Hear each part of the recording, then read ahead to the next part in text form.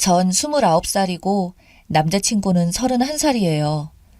저는 관공서에서 일하고 있고 남자친구는 회사원입니다. 연봉은 둘 다 뭐 거기서 거기고요. 저랑 남자친구 둘 다 어머니밖에 없습니다.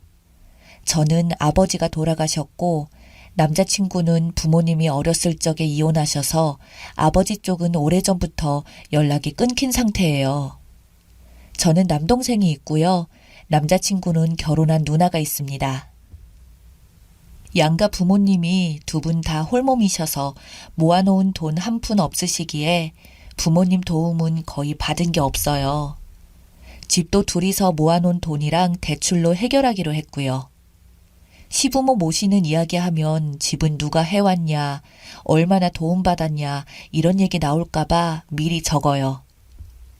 연애를 3년 했기 때문에 둘 다 다달이 얼마씩 각자 엄마께 지원해 드리고 있던 거 알고 있었어요. 이 부분은 둘 다 피차 일반이기 때문에 분란 없었는데 남자친구가 갑자기 자기 어머니를 모시고 살자고 하네요. 그래서 저도 그랬죠. 그럼 우리 엄마도 같이 모시고 살자고.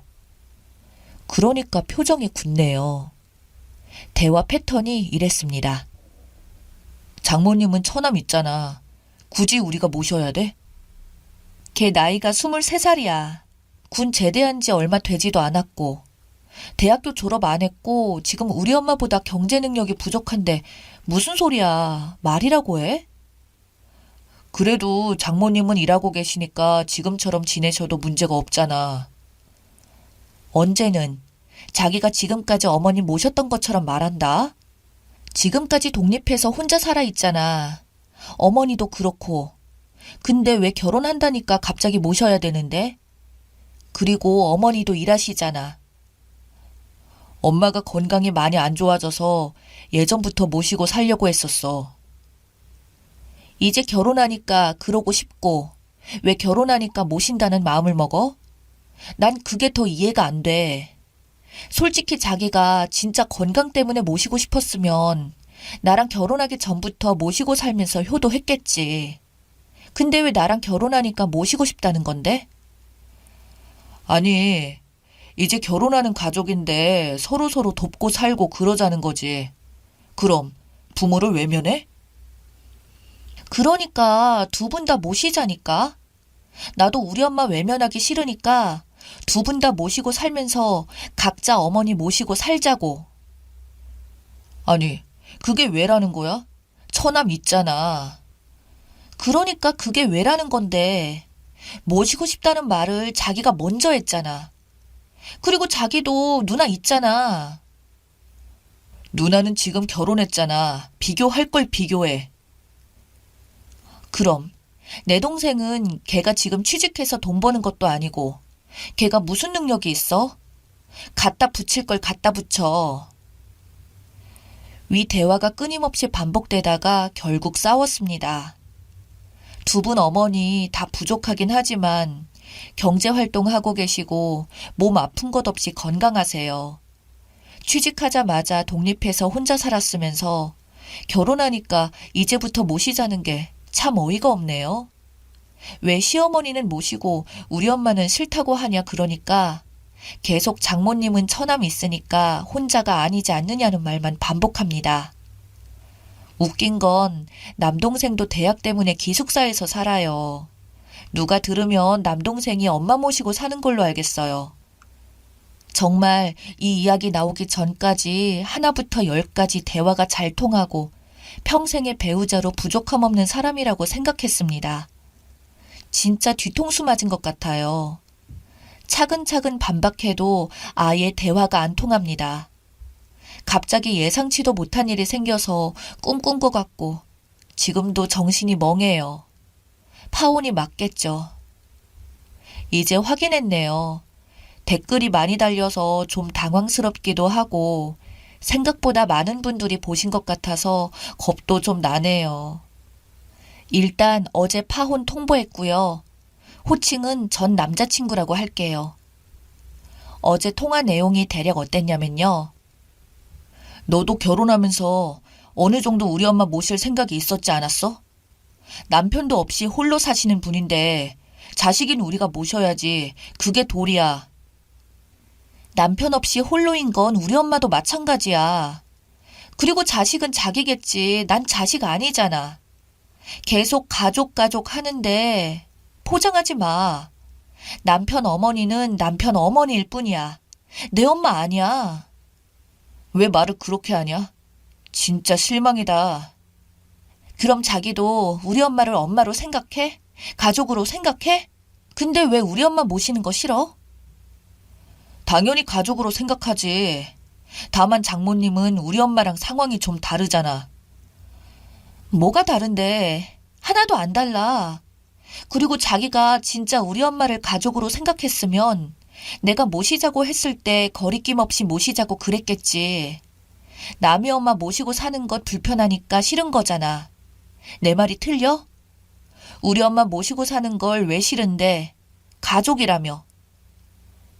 여기부터 전 남자친구는 말이 없었습니다.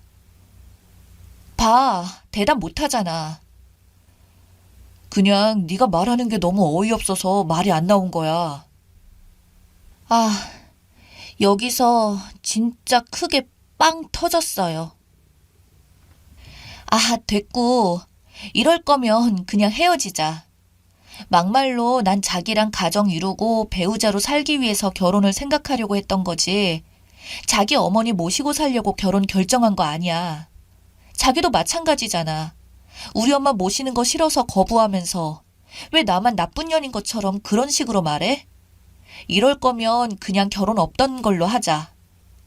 그리고 진짜 자기가 어머니 모시고 싶었으면 나랑 결혼하기 전부터 모시고 살았겠지. 근데 왜 나랑 결혼하니까 이제 와서 모시고 살고 싶다는 건데? 그건 대놓고 나보고 효도하라. 그거 아니야? 지금 어머니 모시는 거 그거 하나 싫다고 결혼하지 말자는 거야? 어떻게 이럴 수가 있냐? 그깟 거 대체 뭐라고. 그냥 모시고 살면 되지. 그게 그렇게 어려운 일이야? 결혼 물을 만큼? 그러니까 우리 엄마도 그냥 모시고 살면 되잖아. 그깟 게 대체 뭐라고 그렇게 싫은 건데. 장모님은 처남 있잖아. 근데 우리 엄만 어쩌고 저쩌고. 또 같은 말 시작합니다. 그래서 그냥 전화 끊었고요. 뒤이어 부재중 전화가 한 30통 넘게 왔네요. 다 씹고 있어요. 장문의 문자도 왔네요. 이러쿵 저러쿵 난 그게 너한테 이렇게 심각한 문제였는지 몰랐다. 네가 그렇게 싫다면 나도 다른 방법을 찾아보겠다. 어쩌고 하면서 붙잡는데 정이 뚝 떨어진 상태라 쳐다보기도 싫네요. 이미 상견례까지 마친 상태라 제 통보 하나로 일이 마무리되지는 않을 것 같아요. 저희 엄마랑 전 남자친구 쪽 어머니랑 말이 오갈 겁니다. 하지만 전 마음 굳혔어요. 지난 3년간의 추억이 이렇게 더럽혀졌다는 게 정말 안타깝고 비참하고 어이가 없고 배신에 속이 답답하고 미칠 지경이네요. 마음 같아선 얼굴에 물 한 바가지 뿌리면서 쌍욕 퍼부어주고 싶어요. 어제도 얼마나 울었는지 오늘 아침에 아예 눈이 안 떠지더라고요. 왜 이깟 놈 하나 때문에 우냐고 욕하실지 모르겠지만 화나서 울었어요. 화나서요. 억울하고 화가 나서요. 이딴 놈한테 바친 제 3년간의 청춘이 억울하고 화가 나서 눈물이 나오더라고요.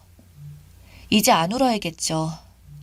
만약 이놈이 제가 우리 엄마도 같이 모시자고 했을 때 망설임 없이 그러자고 대답했으면 아마 이렇게 정이 떨어지진 않았겠죠. 가족이다 자식이다 그러면서 저에게는 도리 원하면서 정작 자기는 남의 일이라는 듯이 말하는 것 자체가 그냥 답이 나오더라고요. 댓글 소개해 드릴게요. 제 친정엄마가 저 태어날 때부터 지병이 있으셨는데 그것 때문에 아직도 병원 생활하세요. 다른 거 다 제쳐두고 우리 엄마 모시고 살자는 남편 말 그 한마디가 너무 고맙고 따뜻해서 결혼을 결심했습니다. 물론 엄마는 같이 살고 있지 않습니다. 병원 치료를 받으셔야 하기 때문에 신랑의 그 마음이 가슴에 사무쳐서 결혼 전에는 드세다는 소리 듣고 살았던 저였는데 웬만한 건 다 신랑한테 져주는 중입니다.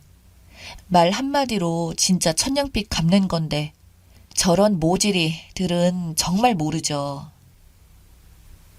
파혼하세요. 결혼해도 어떻게든지 엄마 모시고 살 놈이네요. 지 엄마만 생각하고 어이가 없네요. 아, 좀 씁쓸하긴 한데 왜 내가 쓰니가 너무 자랑스럽고 대견하지? 그 대화에서 똑 부러지고 어머니가 꼿꼿하게 호구당하지 않고 사실 만큼 훌륭하게 키우셨네요. 시간은 3년 버리는 게 30년 버리는 것보다 훨씬 낫습니다. 파혼도 물론 이혼보다 100배, 1000배 낫고요. 앞으로 그런 말도 안 통하는 대리 효도하려는 놈 만나지 말고 꽃길만 걸으세요. 왜 아들만 부모를 모셔야 하는데요.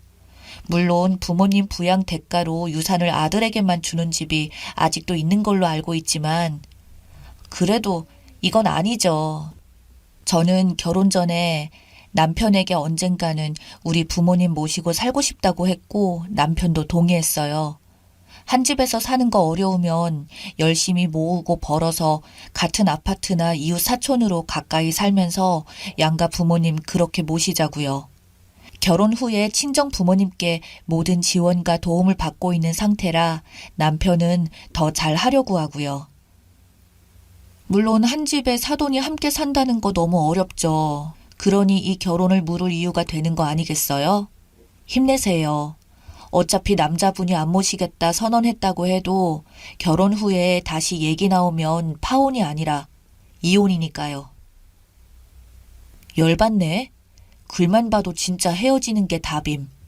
지금 시모 안 모시고 살 거다 걱정하지 마라 하고 결혼해도 결혼하고 나서 다시 모시고 살자고 하고 막무가내로 집으로 데려올 것 같은 상황. 똑같구먼.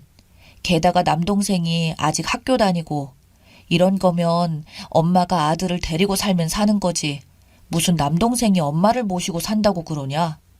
그렇게 따지면 결혼한 누나가 지 어미 데리고 사는 게 경제적으로도 안정적이고 맞겠구먼.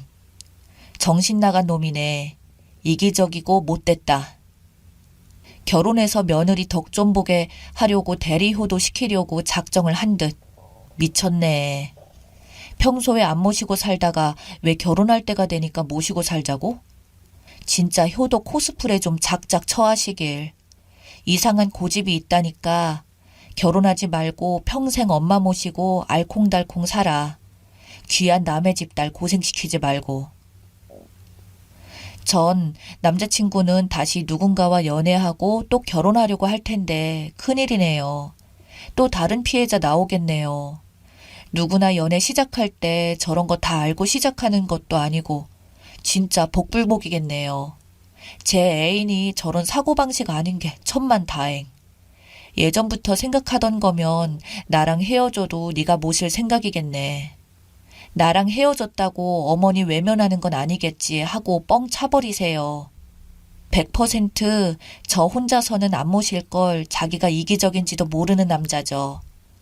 그 남자 설득하려고 하지 말고 깔끔하게 그냥 끝내요. 둘이 실랑이 하다가 남자가 알았다. 그럼 모시는 관두자, 결혼하자. 그래도 그게 끝이 아닐 것 같네요.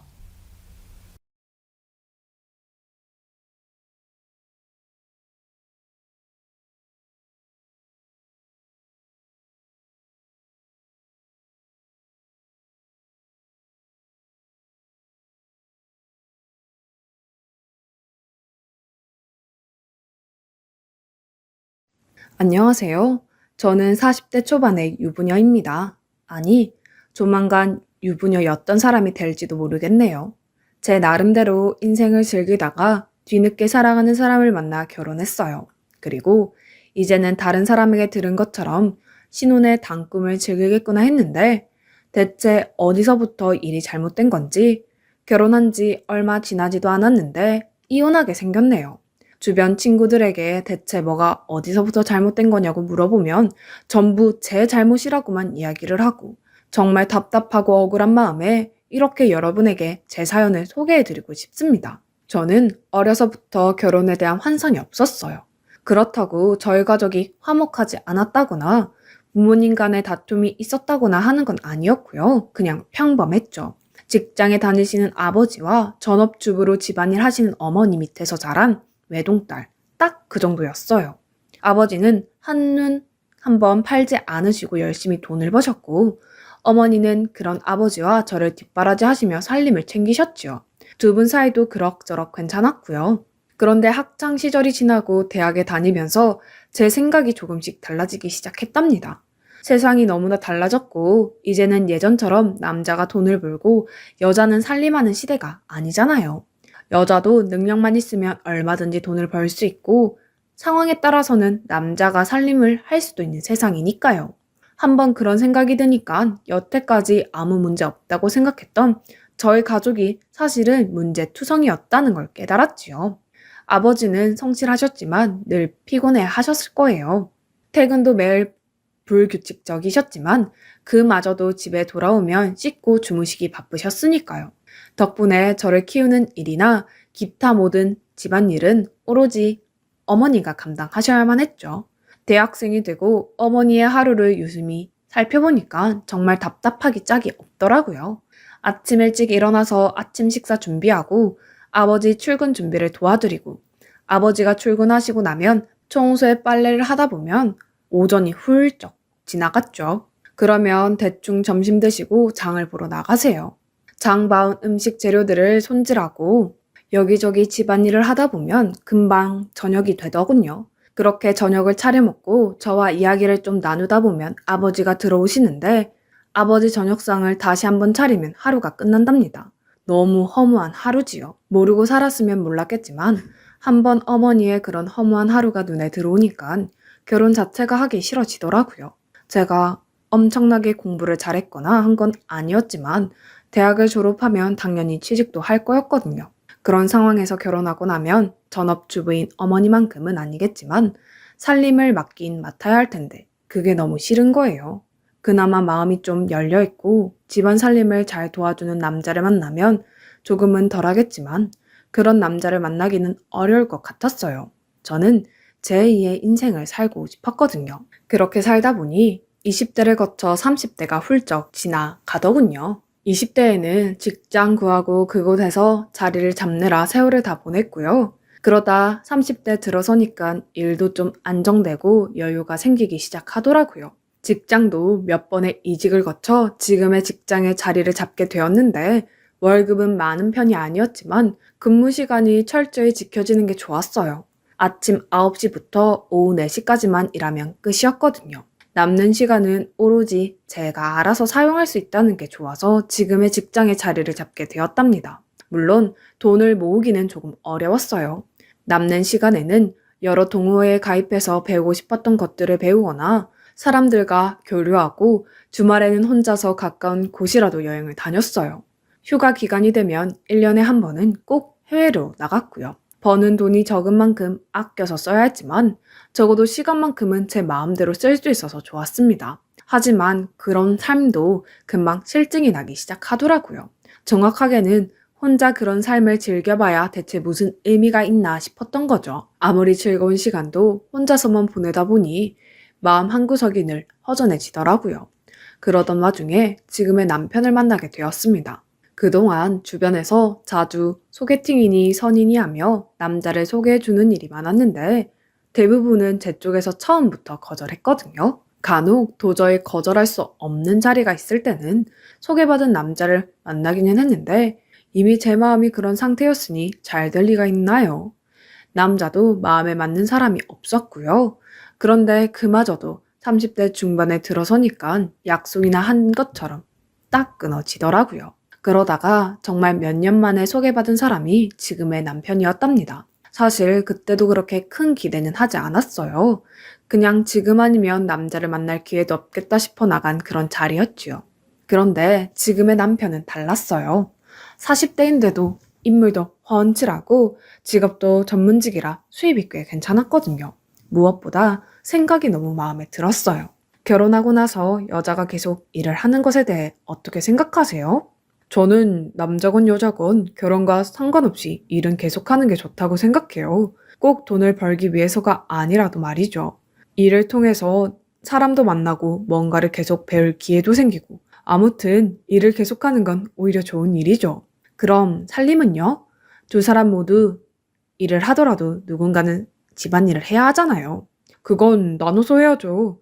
요즘 세상에 여자라고 해서 살림을 도맡아 하고 남자라고 신경 안 쓰는 건 말이 안 되잖아요. 물론 각자의 상황에 따라 어느 정도는 조율이 필요하겠지만 기본적으로 살림은 남녀가 공평하게 담당해야 한다고 생각합니다. 정말 제가 딱 원하는 그런 모범 대답이었어요. 그래서 그와 좀 더 자주 시간을 보냈죠. 다른 남자는 소개받은 딱 그날 만나는 거 말고 이후에 만남은 전혀 없었답니다. 그가 처음이었어요. 그렇게 얼마간 서로를 알아가는 시간을 가진 후에 우리는 살림을 합치게 되었고요. 우리 두 사람 모두 초혼이긴 했지만 나이가 있었던 만큼 결혼 전에 동거는 필수라고 생각했거든요. 그렇게 동거를 시작하고 나서 보니 더 괜찮은 사람이더라고요. 제가 저녁을 차리면 설거지는 꼭 남편이 했어요. 그리고 집안에 쓰레기가 모여 있으면 알아서 갖다 버렸고요. 빨래도 다른 남자들처럼 여기저기 아무데나 벗어두지 않고 세탁기에 넣기 편하게 한 곳에 모아두더라고요. 제가 세탁기를 돌리면 남편이 널고 개는 건 꼭 함께 했죠. 그렇게 1년쯤 함께 살았는데도 남편은 늘 한결 같았답니다. 자기는 회사 끝나고 살림까지 하는 게 억울하지 않아? 다른 남자들은 집에 오면 소파에 드러누워서 TV만 본다던데 자기는 설거지도 하고 이렇게 빨래도 하잖아. 그거야 당연하지. 나도 일하지만 당신도 마찬가지로 일하는데 누구 하나가 살림을 도맡아 하는 건 공평하지 않잖아. 물론 나도 일이 바빠지면 지금처럼 하지는 못하겠지만 여유가 되면 함께 하는 게 맞지. 남편의 그 말에 저는 결혼을 결심하게 되었습니다. 이 남자라면 제 어머니처럼 살림에 갇히게 하지 않을 것 같았거든요. 그렇게 동거 1년 만에 결혼식을 올리고 처음 한두 달은 정말 제가 생각한 대로 동거하던 때와 마찬가지로 모든 걸 함께하며 행복한 시간을 보냈어요. 그런데 어느 날인가부터 점점 남편의 귀가가 늦어지기 시작하는 거예요. 전문직 남편이 대단한 사업을 하는 건 아니었지만 그것도 일종의 자영업이라 일이 들어오는 대로 바빠질 수밖에 없는 구조였거든요. 그런데 남편이 워낙 꼼꼼하고 성실하게 일 처리하니까 주변에 소문이 나서 일감이 점점 많아졌죠. 뭐 벌어들이는 수입이 늘어나는 건 좋았는데 남편이 집에 있는 시간은 갈수록 줄어드는 게 문제였습니다. 그 전까지 남편의 일과는 이랬어요. 오전 6시에 일어나면 전날 밤 미리 앉혀놓은 밥과 몇 가지 반찬과 아침을 먹습니다. 남편의 오랜 습관인데 아무리 일찍 출근을 해도 아침은 꼭 먹더라고요. 그렇게 출근해서 일과를 다 마치면 대략 저녁 7시가 되고 집에 돌아와서 저와 늦은 저녁을 먹고 간단히 집안일을 함께 하다가 잠들었거든요. 그런데 일거리가 점점 늘어나니 남편의 생활 패턴도 서서히 바뀌기 시작하더라고요. 오전 7시에 출근하던 시간이 당겨져서 늦어도 오전 6시에는 출근해야 했고요. 퇴근도 밤 9시, 10시 대중이 없었어요. 그나마도 더 늦는 날에는 자정을 훌쩍 넘기는 일도 있었고요. 그러자 그동안에는 적극적으로 참여하던 집안일에도 점점 소홀해졌습니다. 어차피 시간이 안 되니 식사는 모두 제가 준비해야 했고 빨래도 마찬가지였거든요. 그나마 청소는 주말에 남편이 하긴 했지만 그 외의 집안일은 전부 제가 해야 했어요. 그때 아차 싶더군요. 부부가 함께 일하고 집안일도 공평하게 나누는 것이 제가 생각하는 이상적인 부부의 모습이었는데 어느샌가 저희가 사는 모습이 저희 부모님이 살던 모습과 다를 바가 없어진 거죠. 남편은 집에 들어오면 밥을 먹고 씻고 자기 바빴고요. 그 뒷바라지는 모두 제가 해야 했습니다. 이렇게 살려고 결혼한 게 아닌데. 그래서 저는 마음을 단단히 먹었습니다. 이대로 두면 결국 남편도 저희 아버지처럼 집안일은 죄다 저에게 밀어버리고 하숙생처럼 몸만 왔다 갔다 하는 사람이 될 것 같았거든요. 그래서 가장 처음 한 일이 남편의 아침 식사 준비를 그만두는 것이었습니다. 사실 별로 대단한 건 아니었어요. 남편은 혼자 오래 살았기 때문에 아침 식사 정도는 알아서 거뜬히 차려 먹을 수 있었지만 밥하는 시간만은 어쩔 수가 없어서 전날 쌀을 씻어서 밥솥에 앉혀놨거든요. 지금까지는 그걸 다 제가 해주고 있었는데 그걸 하지 않는 거죠. 그렇게 한 4일 정도가 지나니까 남편이 참지 못하고 말을 꺼내더군요. 여보, 다른 건 모르겠는데 전날 밥솥에 밥이라도 해주면 안 돼? 아침부터 밥상을 차려달라는 것도 아니고 밥만 해주면 내가 알아서 차려 먹는데 그것도 못 해줘? 자기야, 이건 귀찮고 말고의 문제가 아니야. 당신도 일하고 나도 일하는데 왜 맨날 나는 당신 뒷바라지를 해야 돼? 게다가 나는 아침 안 먹는 거 자기도 알잖아. 난 먹지도 않는 식사를 왜 맨날 차려야 하는지 이해가 안 돼. 정 아침 먹고 싶으면 자기가 알아서 해. 그건 내가 일이 바빠서 그렇잖아. 새벽에 나갔다가 밤중에 들어오는데 언제 그럴 시간이 있어? 당신은 그래도 나보다 시간이 훨씬 많은데 그것도 못 해줘? 해주고 안 해주고의 문제가 아니라니까. 시간이야 있지. 하지만 시간이 된다고 내가 살림을 도맡아 해버리면 당신은 뭘 하는데? 결혼 전에 분명 집안일은 공평하게 하기로 했잖아. 아니, 이건 공평함의 문제가 아니잖아. 나는 집안일을 할 시간 자체가 이제 없는데 어떻게 너랑 비교하니? 왜 시간 핑계를 대? 당신이 하기 싫으니까 안 하는 건 아니고? 아무튼 내가 여러 번 말한 대로 살림은 공평하게 해야 하니까 정 아침밥 먹고 싶으면 자기가 직접 챙겨 먹어. 솔직히 제가 좀 심하게 말한 건 있긴 했어요. 하지만 이런 식으로 얼렁뚱땅 저한테 살림이 넘어오기 전에 처음부터 바짝 잡지 않으면 언젠가 또다시 이런 일이 반복될 거라 생각해서 일부러 더 강하게 이야기할 수밖에 없었던 거죠. 그런데 그날 이후로 남편이 조금씩 달라지기 시작했어요. 새벽에 나갔다가 밤늦게 들어오는 남편의 일과는 변함이 없었어요. 오히려 전보다 집에 있는 시간이 더 줄어드는 느낌이었. 그래서 가만히 살펴보니까 남편이 전보다 조금 더 일찍 집을 나서더라고요. 심지어 아침도 먹지 않고요. 밥솥을 열어보니 밥이 없어서 알았어요. 그래서 하루는 퇴근하는 남편을 붙잡고 왜 점점 더 일찍 출근하냐고 물었죠. 요즘 일이 더 늘어난 거야? 왜 이렇게 일찍 출근해? 그 새벽에 일이 있는 거야? 그런 건 아니고 아침 먹고 출근하느라 좀 일찍 나가는 것뿐이야. 아침? 집에 반찬이고 뭐고 다 있는데 밖에서 아침을 먹어? 그런 게 다 있으면 뭐해? 밥이 없는데. 그냥 분식점에서 간단하게 먹고 나가는 거야. 네가 신경 쓰지 않게 내가 알아서 할게. 남편의 마지막 말이 어쩐지 냉랭하게 들려서 서운했지만 내색하지 않았어요. 필요한 걸 자기가 알아서 하겠다는데 뭐 서운해할 이유가 없었고 이렇게 버릇을 들여두는 게 꼭 필요하다고 생각했거든요. 그 후로는 남편은 빵을 사 먹는지 김밥을 먹는지 알아서 아침을 해결하더라고요. 여기까지는 아무 문제가 없었어요. 그런데 자기 일은 자기가 알아서 하는 범위가 점점 더 제 생각을 넘어서기 시작하는 거예요. 처음에는 설거지였죠. 그날도 남편은 늦게 퇴근해서 혼자 저녁을 차려 먹었는데 싱크대에 제가 저녁을 먹고 난 설거지가 쌓여 있었거든요. 그런데 남편은 그걸 흘낏 보더니 한쪽으로 치워두고 자기가 먹은 것만 설거지를 하더군요. 그래도 전에는 설거지가 쌓여 있으면 남편이 알아서 모두 다 치웠었는데 그 모습이 너무 괘씸해서 남편에게 한마디 했답니다. 왜 그건 안 해? 설마 바빠서 설거지도 못하겠다는 거야? 자기가 필요한 건 자기가 알아서 하자며. 내가 먹은 그릇은 내가 씻어둘 테니 당신이 먹은 건 당신이 알아서 씻어. 이제 자기 것은 자기가 알아서 하자. 뭐? 그게 무슨 소리야? 내 말 못 들었어? 말 그대로야. 당신이 집안일을 공평하게 하자며 집에 있는 시간이 서로 다르니까 완전하게 반으로 가를 수도 없고 자기가 필요한 건 자기가 알아서 하는 방향으로 해야지. 이제 내가 먹은 그릇은 내가 치울 테니까 당신은 신경 안 써도 돼. 빨래도 내 건 내가 알아서 할 테니까 당신 건 당신이 하고. 어처구니가 없더군요. 나이 40이 넘은 사람이 무슨 반항하는 것도 아니고 집안일을 공평하게 하자고 했다고 이런 식으로 유치하게 나오니까 황당하더라고요. 당신, 지금 내가 집안일 공평하게 하자고 해서 이러는 거야? 내가 틀린 말 한 것도 아니잖아. 그래, 당신 말이 맞아. 하지만 난 조금 섭섭해. 요즘 나 바쁜 거 당신도 알잖아. 당신은 지금도 9시 출근해서 4시면 집에 들어오는데 미리 밥 정도는 해줄 수 있는 거 아니야? 그게 그렇게 단순한 문제가 아니라고 내가 몇 번을 말해. 쌀 씻어서 밥솥 눌러주는 게 누가 시간이 없어서 못 해주겠대? 이건 공평함의 문제잖아. 당신이 하는 일은 계속 바빠질 텐데 그렇게 일 핑계로 하나둘씩 집안일 빼먹다 보면 결국 내가 다 해야 하는 거 아니냐고. 나는 그걸 얘기하는 건데 왜 그렇게 이상하게 생각해?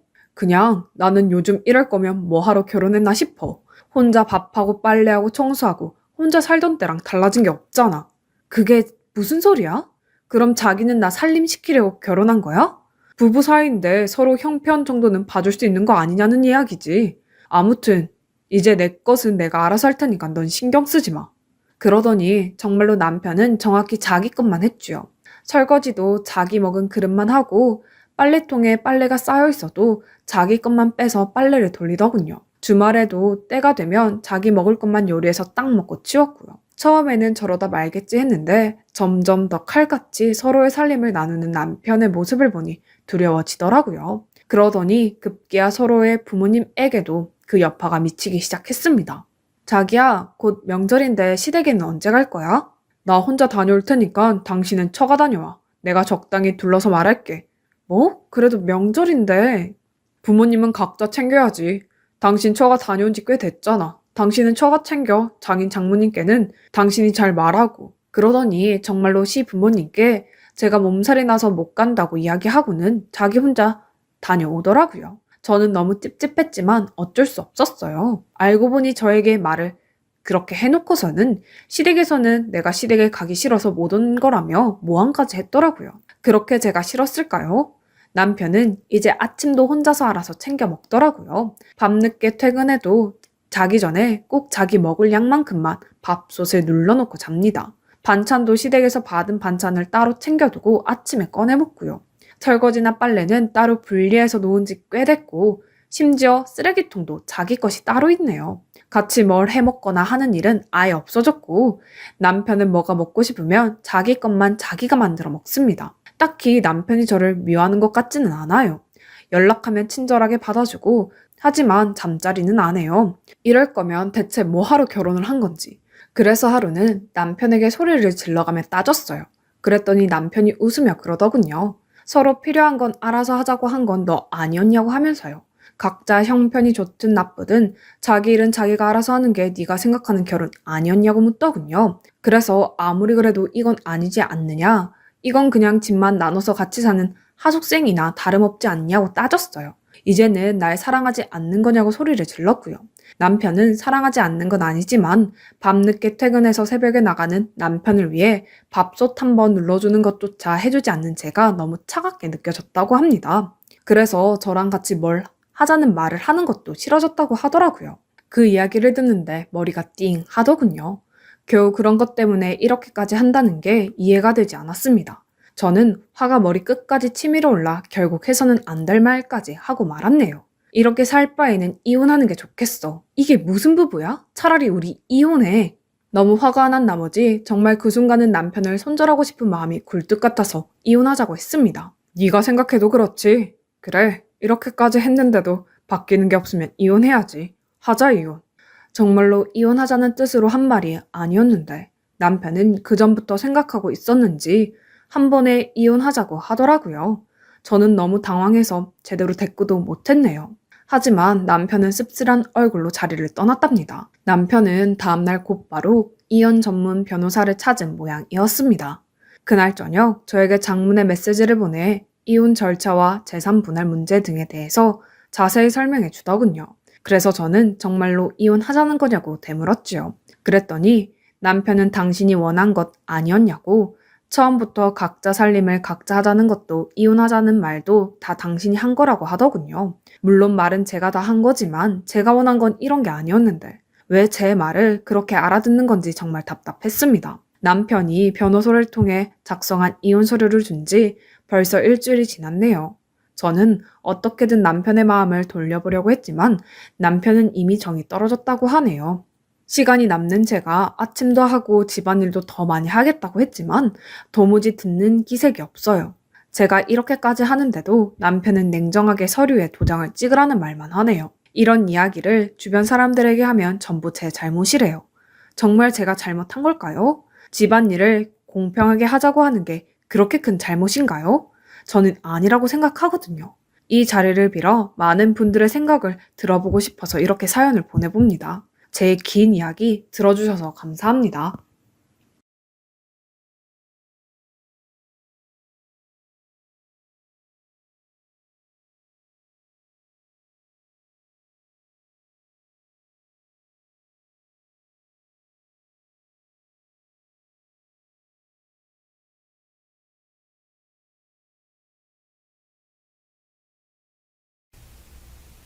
안녕하세요. 저는 결혼한 지 2년 된 32살 새댁입니다. 저랑 신랑만 알고 있던 막장 가족사를 여기에다 털어놓겠습니다. 제 부모라고 부르기도 싫은 부모는 어린 나이에 사고 쳐서 저를 임신했고 준비도 안 된 상태에서 부랴부랴 결혼했어요.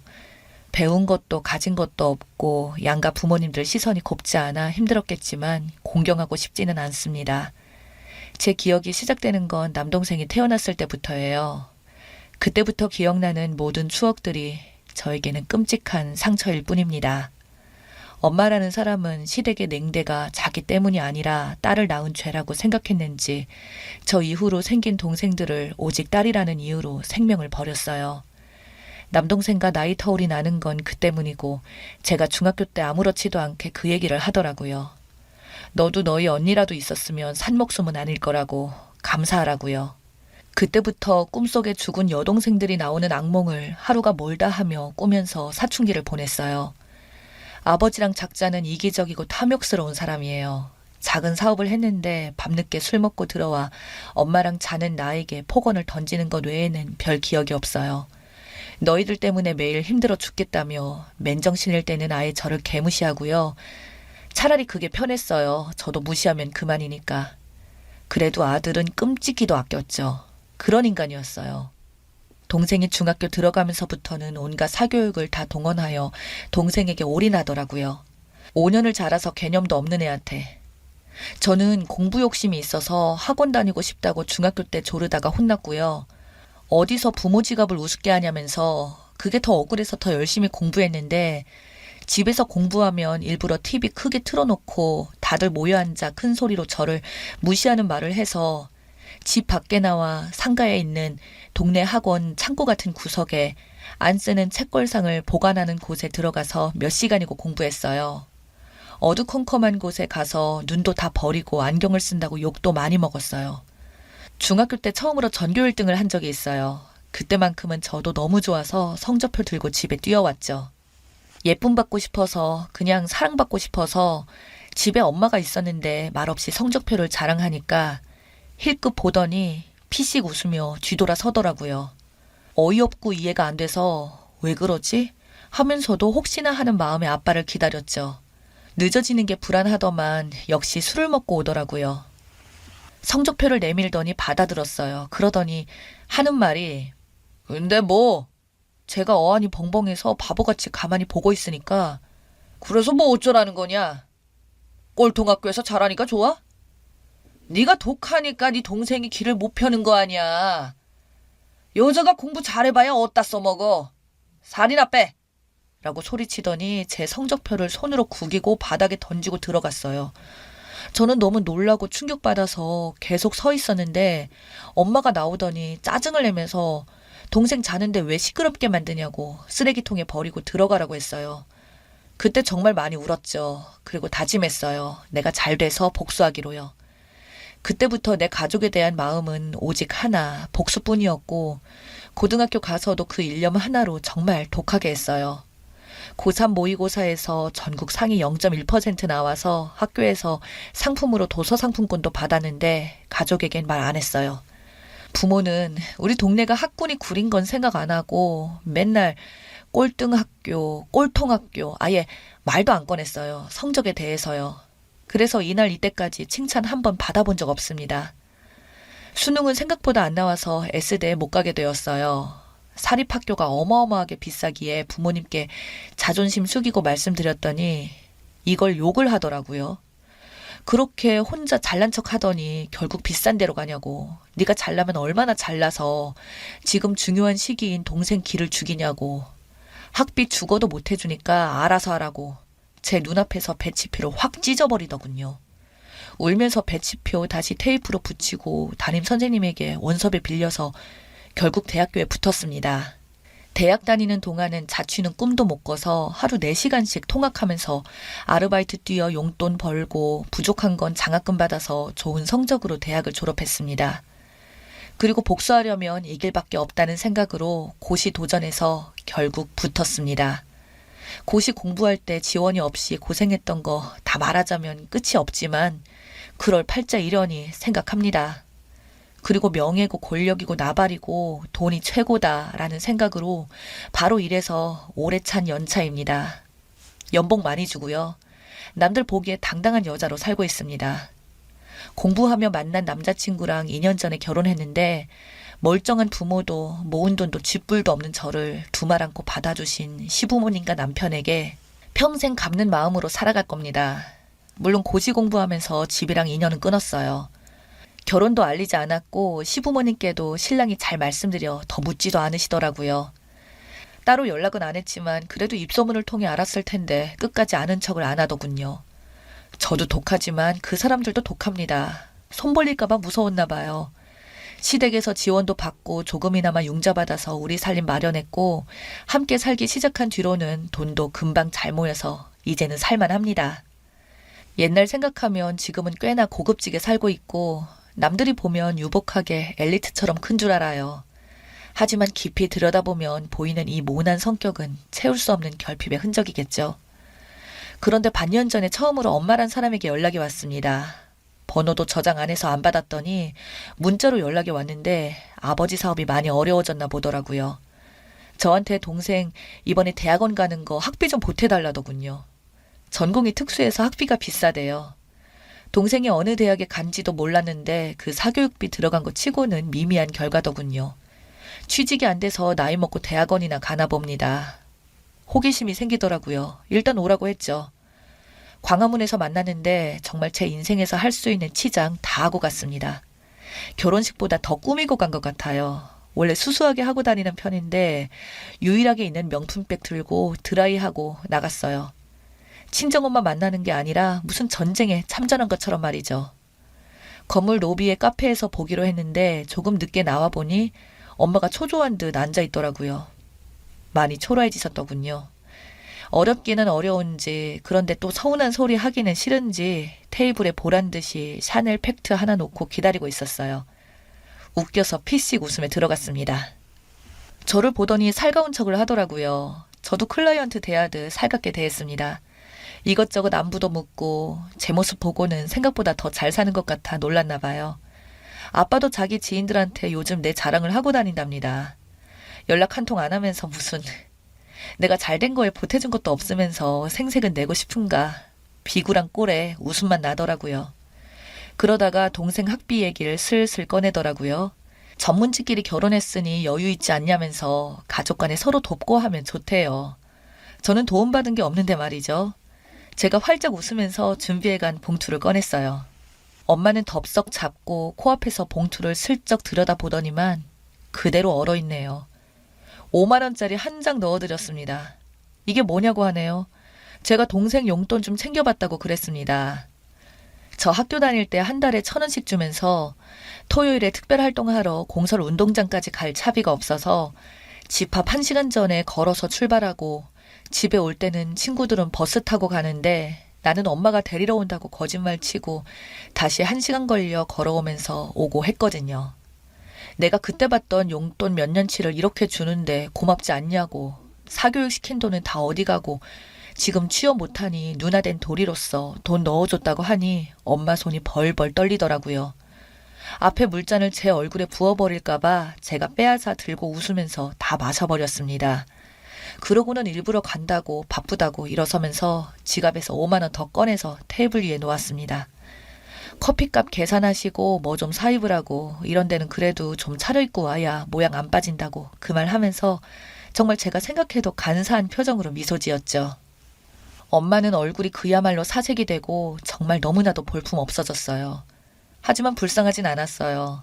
더는 연락하는 일 없었으면 좋겠다고 말하고 일어서는데 다리가 후들거리는 거 억지로 괜찮은 척 파워워킹 했습니다. 뒤에서 쌍욕이라도 들릴까봐 두근댔는데 아무 소리 없었어요. 그렇게 뒤도 안 돌아보고 걸어 나왔고 어떻게 회사까지 왔는지 기억도 없어요. 술에 만취한 것처럼 비틀대며 사무실에 들어왔는데 두 손이 부들부들 떨리고 어지러웠어요. 심장이 터질 것 같고 아, 내가 이 순간을 위해 이제까지 살았구나 그 생각을 하며 미친 사람처럼 몸을 벌벌 떨었습니다. 흥분되기도 하고 통쾌하기도 하고 무섭기도 하고 슬프기도 하고 그리고 허무해졌어요. 너무 허무해서 살기 싫을 만큼 이제 나는 왜 살아야 하나, 내 삶의 목표는 무엇인가 싶었죠. 조퇴하고 남편 불러내서 집에 가서 밤새도록 껴안고 울었어요. 며칠 만에 살이 3kg이 넘게 빠질 만큼 솔직히 모든 게 너무나 힘들었어요. 그리고 며칠 뒤 밤에 또 모르는 번호로 전화가 왔어요. 그럴 줄은 알았는데 아빠더군요. 받으니 역시나 쌍욕을 퍼부으십니다. 전화로도 고스란히 전해지는 분노들은 이제 가슴이 벌렁거리지도 않았고 그냥 담담히 들었어요. 네가 잘 살 줄 알아? 부모 형제도 못 알아보고 불안당 같은 건 누구 때문에 출세했는데 은혜로 모르는 거야? 등등. 그 외에도 무수한 욕들을 그냥 다 듣고 있었어요. 그러고는 계속 이러시면 내용 증명 보냅니다. 받기 싫으시면 전화 끊으세요. 불안당이 무슨 뜻인지 아시죠? 바쁜 사람 붙잡고 못 배운 티 내면 안 되죠. 공부는 스스로 하는 거라더니 공부 안 하셨나 봐요. 아내분 통해 돈도 보냈는데 그쪽 통해서 연락하시죠. 하니까 한참 대답이 없더라고요. 그러더니 울부짖는 소리 비슷하게 욕을 하며 소리를 지르더라고요. 솔직히 좀 놀라서 무섭기는 했는데 그냥 술 먹고 주정 부리는 것 같아서 듣고 있었어요. 그러고는 머리가 어질어질해져서 아내분 편에 돈 보냈으니까 아들 학비에 보태라고 하고 끊었습니다. 다시 올 것 같아 폰만 꼭 부여잡고 쭈그리고 앉아 있었는데 다시 울리진 않더라고요. 그게 반년 전인데 그 뒤로는 아무 연락도 없습니다. 부모들끼리 알고 지내던 고향 동네 친구한테 얼마 전 연락해서 돌려 물어보니 사업하던 거 다 처분하고 시골로 내려갔다는 소문이 났나 봐요. 쪽팔린 건 아는지 사람들한테 제 얘기는 안 했나 보더군요. 동생은 어찌 되었는지는 모르고 관심도 없어요. 슬프고 원망하던 마음은 조금씩 지워지고 있습니다.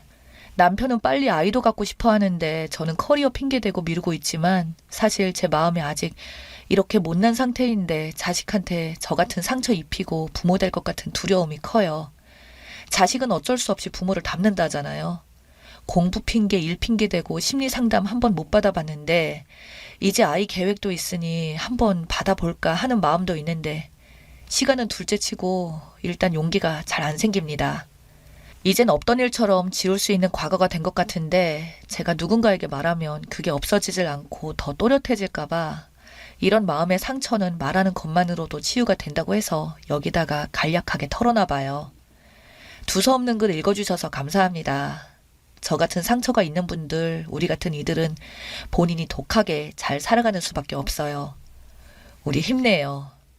우리가 서로 응원하고 서로 사랑해줘요. 오늘 긴 사연 끝까지 들어주셔서, 끝까지 읽어주셔서 감사합니다.